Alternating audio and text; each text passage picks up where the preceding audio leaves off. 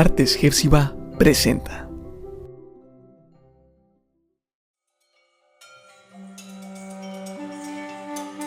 Las Crónicas de Narnia, El caballo y el muchacho, por C.S. Lewis. Narnia, el lugar donde el destino aguarda su momento. Dos fugitivos, en un viaje desesperado, unen sus fuerzas para escapar. Pero una batalla terrible decidirá su destino y también el de Narnia. Narnia, la tierra donde todo puede suceder. Capítulo 9. A través del desierto.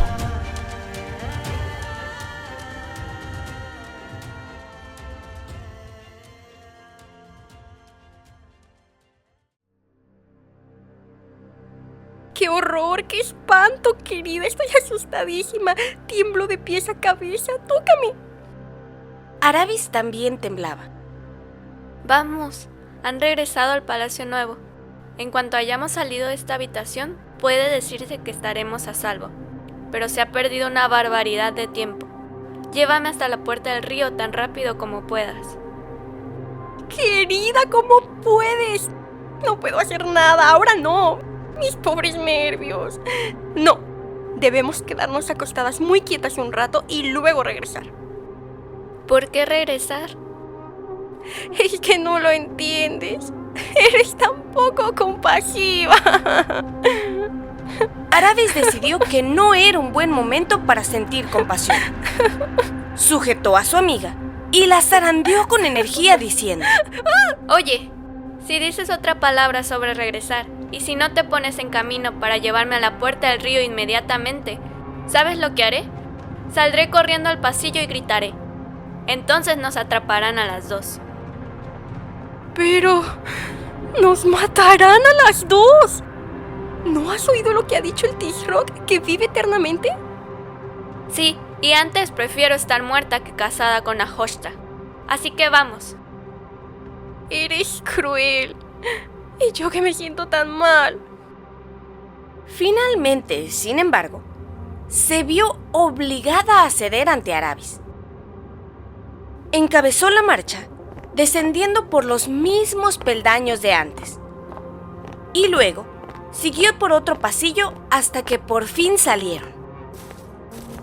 Se encontraron entonces en el jardín del palacio, que bajaba en forma de terrazas hasta la muralla de la ciudad. La luna brillaba con fuerza. Uno de los inconvenientes de las aventuras es que, al llegar a los lugares más hermosos, a menudo uno se siente muy inquieto y tiene demasiada prisa para apreciarlos. De modo que Aravis, aunque lo recordó años después, solo logró evocar una vaga impresión de céspedes grises, fuentes que borboteaban plácidamente y largas sombras negras de cipreses. Cuando llegaron a la parte baja y el muro se alzó amenazador ante ellas, la Saralín temblaba tanto que no conseguía descorrer el cerrojo de la puerta. Tuvo que hacerlo Aravis. Ahí, por fin, estaba el río, poblado de los reflejos de la luz de la luna, y un pequeño desembarcadero con unas cuantas embarcaciones de paseo. Adiós y gracias. Siento haber sido tan desagradable, pero recuerda de qué estoy huyendo. Aravis, querida, ¿no piensas cambiar de idea? Ahora que has visto qué gran hombre es Ahoshta.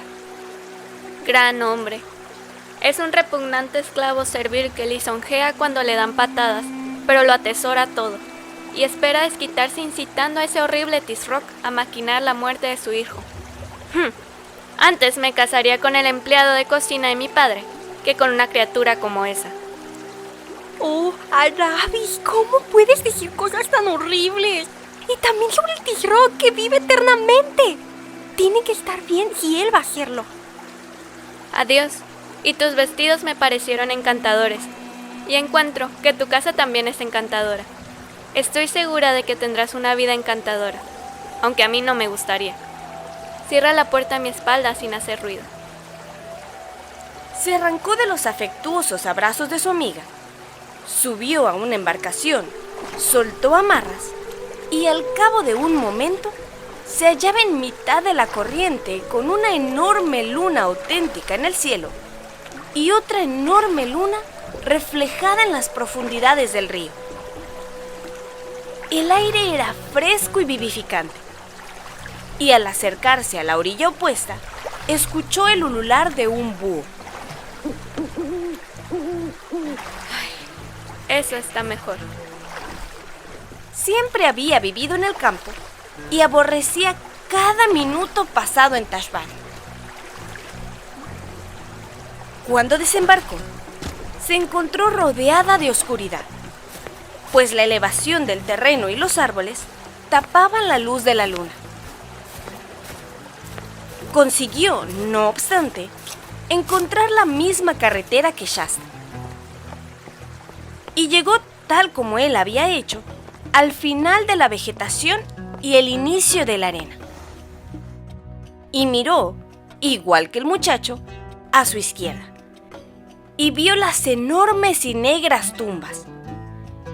Y entonces, finalmente, a pesar de lo valiente que era, su corazón se acobardó y se dijo: Supongamos que los otros no están ahí. Supongamos que lo que hay son espectros. Sin embargo, alzó la barbilla, sacando también un poco la lengua, y marchó en dirección a las construcciones. Antes de alcanzarlas, vio a Bree, Win y el caballerizo. Ya puedes regresar con tu señora. Aquí tienes dinero por las molestias.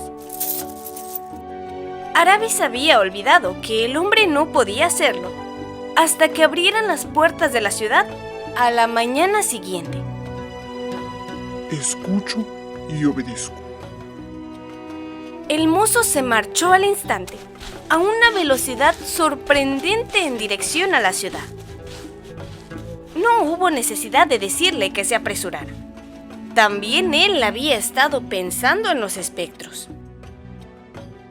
Durante los siguientes segundos, Aravis estuvo ocupada besando los hocicos y palmeando los cuellos de Win y Bree, igual que si fueran caballos corrientes. Y aquí viene Shasta. Gracias sean dadas a León.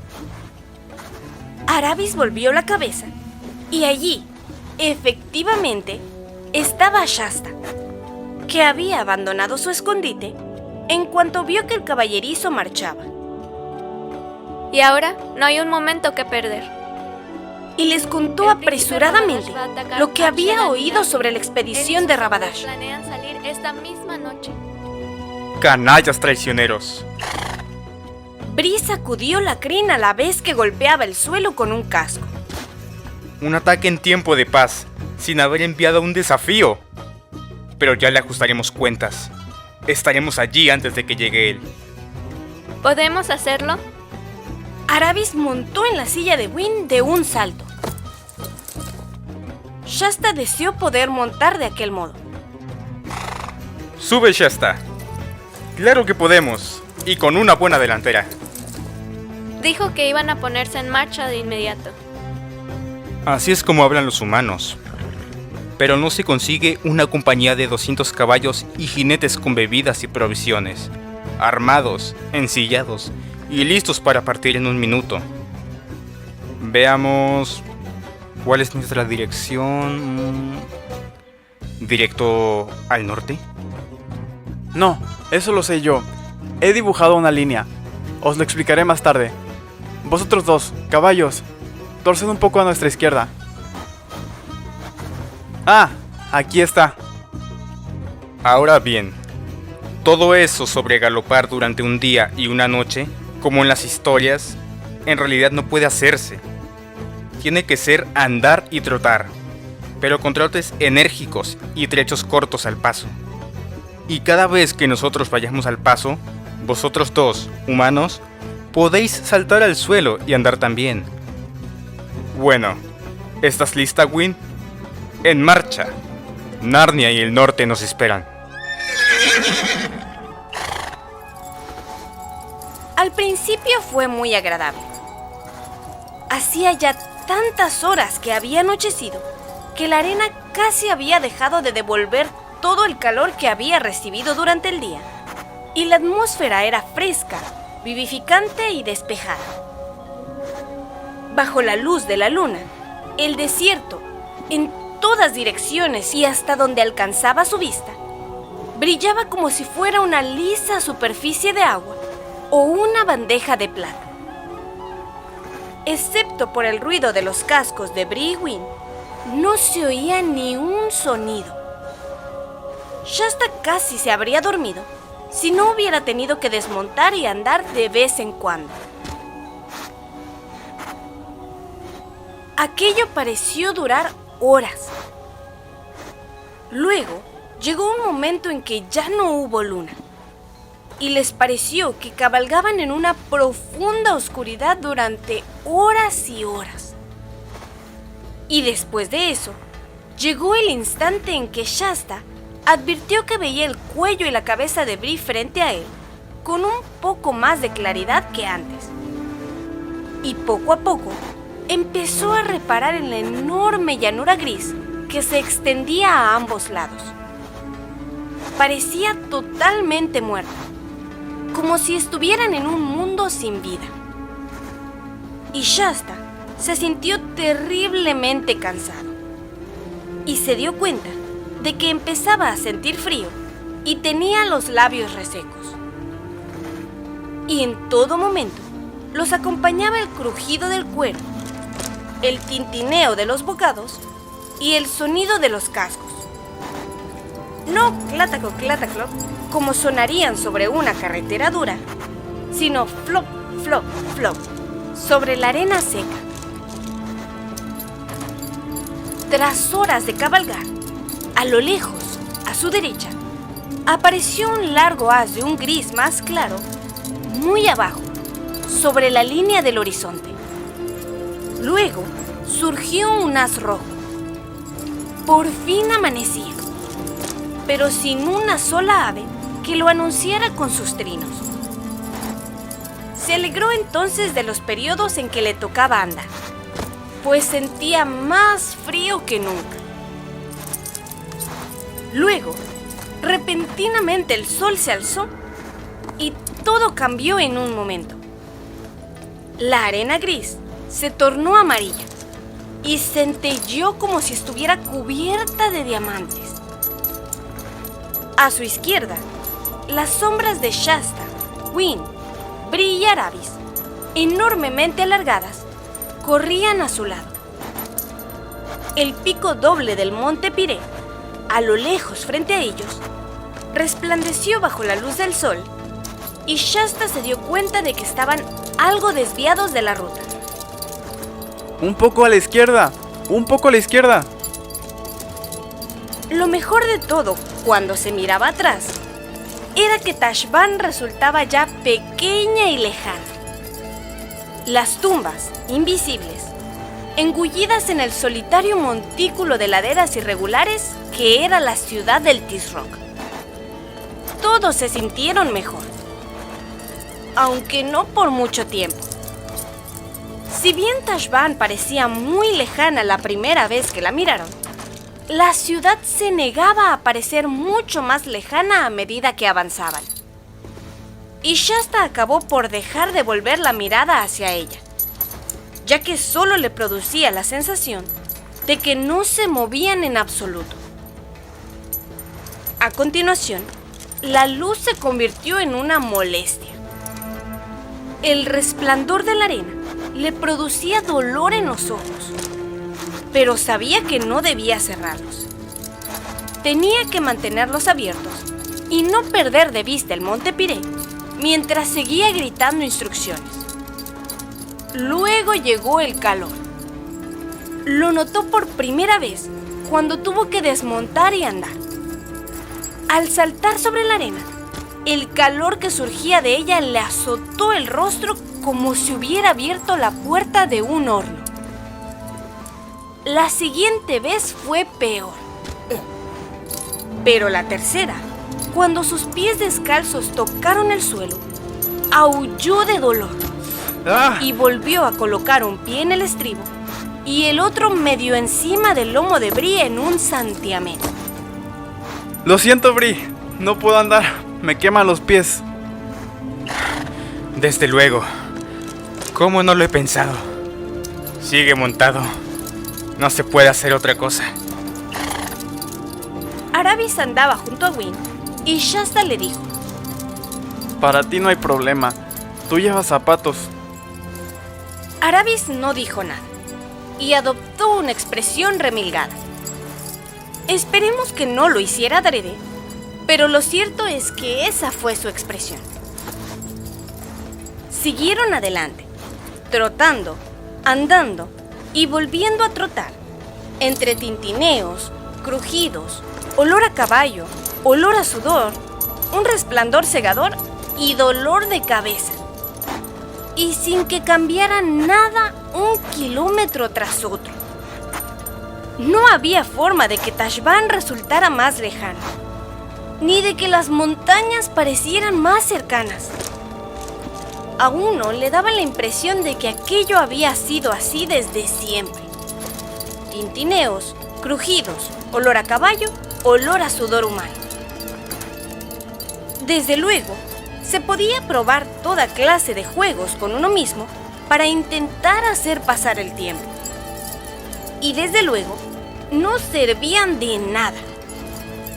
Y se intentaba con todas las fuerzas no pensar en bebidas. Sorbete helado en un palacio en Tashbaan. Transparente agua de manantial que tintinea con un oscuro sonido terroso. Fría leche justo con la crema suficiente para no ser excesiva. Y cuanto más se intentaba, más se pensaba en ello. Por fin, apareció algo diferente. Una masa de roca que sobresalía de la arena de unos 50 metros de longitud y unos 9 metros de altura. No proyectaba demasiada sombra, pues el sol estaba entonces muy alto, pero sí un poco. Se apelotonaron bajo aquella sombra y allí comieron un poco y bebieron algo de agua. No resulta fácil dar de beber a un caballo de un odre, pero Bree y Win se mostraron muy hábiles con los labios. Nadie tuvo suficiente, ni mucho menos. Nadie habló. Los caballos estaban salpicados de espumarajos y respiraban ruidosamente. Los niños tenían el rostro pálido. Tras un corto descanso, volvieron a ponerse en marcha. Los mismos sonidos, los mismos olores, el mismo resplandor, hasta que por fin sus sombras empezaron a proyectarse por el lado derecho. Y luego se hicieron más y más largas, hasta que parecieron estirarse hasta el extremo oriental del mundo. Muy despacio, el sol se fue acercando al horizonte occidental. Y entonces, por fin el muchacho pudo poner los pies en el suelo. Y, gracias a Dios, el despiadado resplandor desapareció. Aunque el calor que ascendía de la arena seguía siendo tan terrible como antes. 4 pares de ojos buscaban ansiosamente cualquier señal del valle del que había hablado el cuervo Patas Amarillas. Pero kilómetro tras kilómetro no había otra cosa que arena lisa.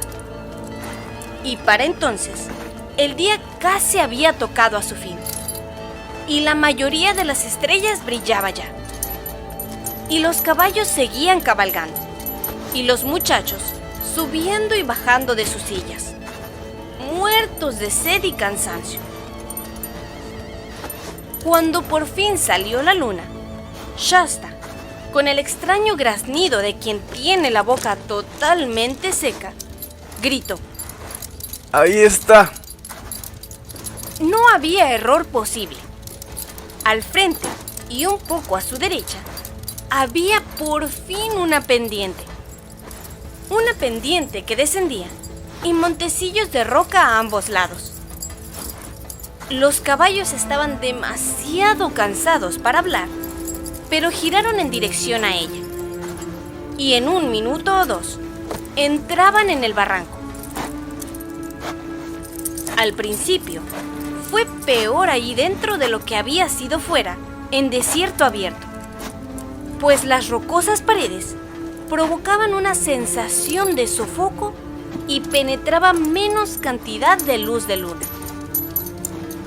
La pendiente continuó su empinado descenso y las rocas situadas a los lados se alzaron hasta alcanzar la altura de las rocas más altas.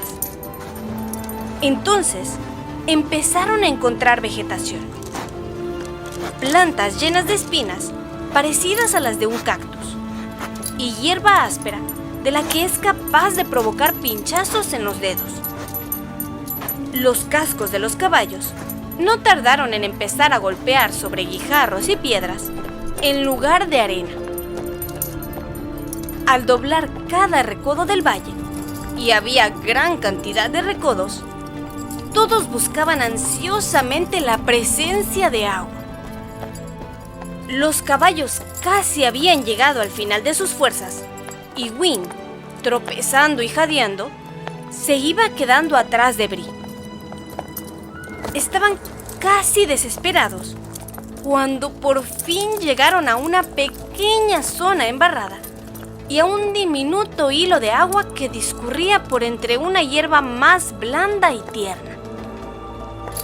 El hilo se transformó en un arroyo, el arroyo en una corriente de agua con matorrales a ambos lados, la corriente pasó a ser un río y luego, tras más contratiempos de los que me sería posible describir, llegó un momento en que Shasta, que había estado dando una especie de cabezadas, advirtió de improviso que Bree se había detenido y se encontró saltando a tierra. Ante ellos, una pequeña cascada vertía sus aguas en una amplia charca, en la que los 2 caballos ya se habían metido. Y con las cabezas gachas, bebían y bebían sin parar. ¡Wow! Shasta se zambulló. El agua le llegaba más o menos a las rodillas, para a continuación introducir la cabeza bajo la cascada. Fue el momento más maravilloso de su vida. Unos 10 minutos después, los 4, los 2 niños empapados de pies a cabeza, salieron y empezaron a observar los alrededores. La luna estaba ya lo bastante alta como para atisbar el interior del valle. Había pastos tiernos a ambos lados del río, y más allá de estos, árboles y matorrales ascendían hasta los pies de los riscos. Sin duda había algunos arbustos de flores maravillosas, ocultos en la maleza envuelta en las sombras, ya que todo el claro estaba lleno de los aromas más frescos y deliciosos. Y de una de las zonas más recónditas del bosque, surgió un sonido que Shasta no había oído nunca antes: el canto de un ruiseñor. Todos estaban demasiado agotados para hablar o comer, y los caballos, sin aguardar a que los desencillaran, se acostaron de inmediato. Eso mismo hicieron Aravis y Shasta. La prudente Win dijo unos 10 minutos más tarde: Pero no debemos dormirnos. Tenemos que ir por delante de ese Rabadash. No debemos dormir. Descansemos solo un poco. Shasta supo por un momento que todos se dormirían si él no se ponía en pie y hacía algo al respecto, y sintió que debía hacerlo. De hecho, decidió que se levantaría y los persuadiría de seguir adelante. Pero más tarde. Aún no. Todavía no. La luna no tardó en brillar, y el ruiseñor cantó por encima de las cabezas de 2 caballos y 2 muchachos, todos profundamente dormidos.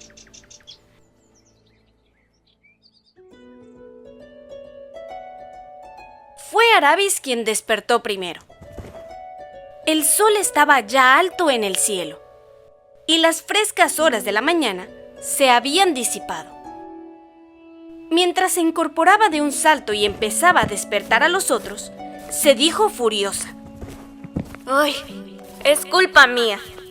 No podía esperar que los caballos se mantuvieran despiertos después de un día de trabajo como el pasado, incluso aunque sepan hablar. Y desde luego el chico no lo iba a hacer. No ha recibido una educación decente, pero yo debería haberlo hecho. Sus compañeros se mostraron aturdidos y atontados debido a la pesadez de su sueño. Ay, he dormido con la silla de montar, ¿eh? Nunca lo volveré a hacer. Resulta de lo más incómodo. Vamos, vamos. Ha transcurrido ya la mitad de la mañana. No hay un momento que perder. Tenemos derecho a un bocado de hierba, ¿no? Me temo que no podemos esperar.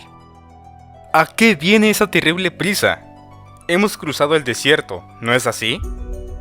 Pero todavía no estamos en Archerland, y hemos de llegar allí antes que Rabadash. Sin duda nos hallamos a kilómetros por delante de él. ¿No hemos estado yendo por un camino más corto? ¿No dijo ese cuervo amigo tuyo que esto era un atajo, Shasta? No dijo que fuera más corto. Se limitó a decir mejor, porque llegas a un río por aquí. Si el oasis se encuentra al norte de Tashban, entonces me temo que este camino pueda ser más largo. Bueno, pues no puedo seguir sin tomar un bocado. Quítame la brida, Shasta. Por favor. Siento igual que Bree, que no puedo seguir adelante. Pero cuando los caballos llevan humanos con espuelas y todo eso sobre sus lomos, ¿no se les obliga a menudo a seguir adelante cuando se sienten así? Y luego ellos descubren que sí pueden seguir. Quiero decir, ¿no deberíamos ser capaces de hacer aún más ahora que somos libres? Es todo por Narnia. Creo, señora, que yo sé un poco más que usted sobre campañas y marchas forzadas y lo que un caballo puede soportar. Para aquello, Win no tuvo una respuesta, siendo, como la mayoría de yeguas de buena raza, una criatura muy tímida y afable, a la que se podía hacer callar con suma facilidad. En realidad tenía razón, y si en aquel momento Bree hubiera llevado sobre el lomo a un Tarkán que lo hiciera seguir adelante, habría descubierto que aún era capaz de cabalgar durante varias horas más. Sin embargo, uno de los peores resultados de ser un esclavo y verse obligado a hacer cosas es que cuando ya no hay nadie que lo obligue, uno descubre que casi ha perdido la energía para obligarse a sí mismo. Así pues, tuvieron que esperar mientras Bree tomaba un bocado y bebía. Y claro está, Win y los chicos también comieron y bebieron. Debían de ser ya casi las 11 de la mañana, cuando por fin volvieron a ponerse en marcha. E incluso entonces, el caballo se tomó las cosas con mucha más tranquilidad que el día anterior. Y fue en realidad Win, aunque era la más débil y la que estaba más cansada de los dos, quien marcó el paso. El valle mismo, con su río marrón y fresco, y la hierba, el musgo, las flores silvestres y los rododendros, resultaba un lugar tan agradable que invitaba a cabalgar despacio.